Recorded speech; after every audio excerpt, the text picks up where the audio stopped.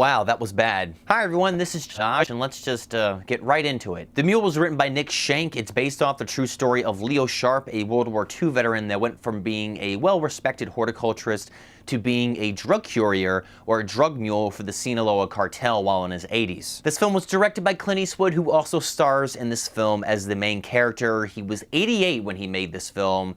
He really needs to retire. I reviewed Clint Eastwood's previous film on this channel, the 1517 to Paris, which was easily one of the worst films to come out this year. It's one of the worst films he's ever made. The Mule isn't as bad as that film. It would be quite an accomplishment if it was. But what's so sad is a lot of the same issues that plague the 1517 to Paris also plagues this film. The story's unfocused, it's boring, it's repetitive, with awkwardly staged dramatic scenes with really flat and laughable performances. Like the 1517 to Paris, it just doesn't feel like he tried with this film. And to be clear, I don't think Clint Eastwood is a lazy person. Making one feature film alone is hard enough, and this guy's made like close to 40. But having watched his last 3 films now, it's become so apparent that he's just not putting a whole lot of thought and effort into the creative process anymore. According to The Ringer, who shockingly gave this film a positive review, Eastwood rarely shoots more than 2 takes of any given scene and never rehearses, instead favoring a professional strategy,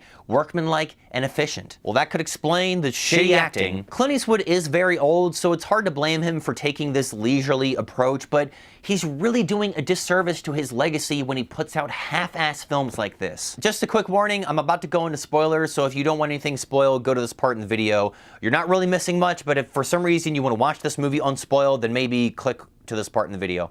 Okay, 3, 2, 1, let's go. There's no sort of authenticity to the main character. It's just a ripoff of the character Clint Eastwood plays in Gran Torino.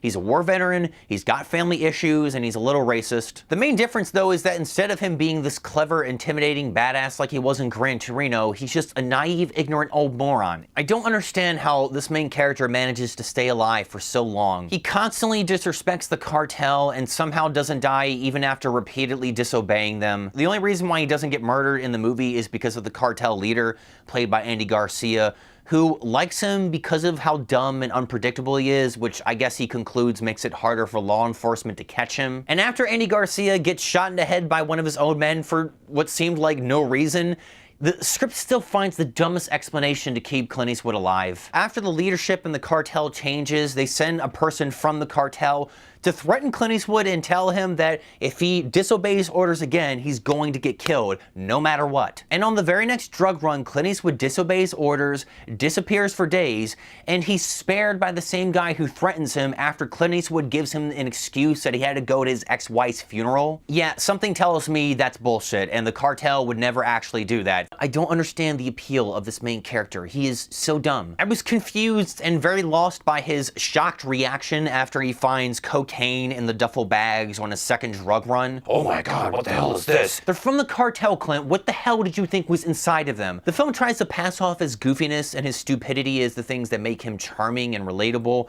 but there's nothing charming about watching an old man be mildly racist, sing terribly in his truck repeatedly, and complain about young people using technology. That's the problem with this generation. You can't open a damn fruit box without calling the internet. What? Yes, he says it at one point. It was very cringy, but at least it wasn't as bad as the scene where he fools around with prostitutes and takes his shirt off. I saw all of that, it was miserable, and I'm scarred forever. I was constantly frustrated watching this film because it's so uneven, it's all over the place tonally, making it really hard for you to figure out how you're supposed to feel during so many scenes. Both the script and the directing style didn't feel like it had any sort of meaning or cohesive idea to string the story together. The only part of the story that I thought was pretty cool was how he kind of becomes this sort of rock star after he starts using the drug money to start paying for different things in the local area he lives, like the open bar for his granddaughter's wedding, or the renovations for this local dance hall that he used to go to a lot when he was younger. It was those scenes and those moments that felt like it had a purpose, that made you like the character more, that made him fun to watch. Now, there are other parts of the story that are meant to make you like the character more, like when he abandons a drug run so that he can stay with his ex-wife who's very ill. Unfortunately, this scene and a lot of other scenes don't end up working though because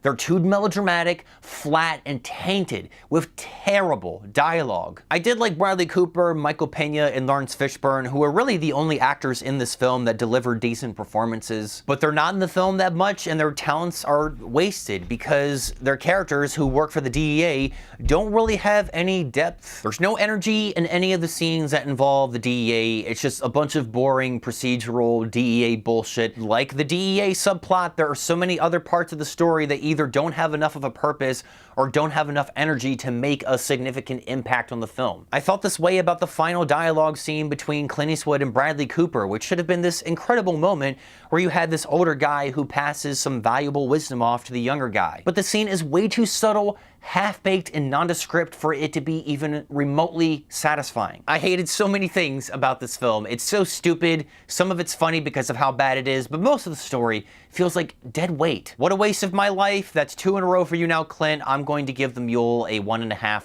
out of 5. Good job. Thanks for watching this review, guys. You are so kind. Please leave your thoughts on The Mule in the comments section below. Leave a recommendation on a film that I should watch and review next while you're down there. Be sure to check out the other content on my channel, including my review for Clint Eastwood's previous film, The 1517 to Paris. Hit the like button if you like this video, or share this video, or both, whichever you prefer. I think you should do both. And as always, if you like the channel, then you should subscribe to the channel. Thanks again, guys. I'm gonna get out of here. Enjoy your Christmas, and I will see you next time.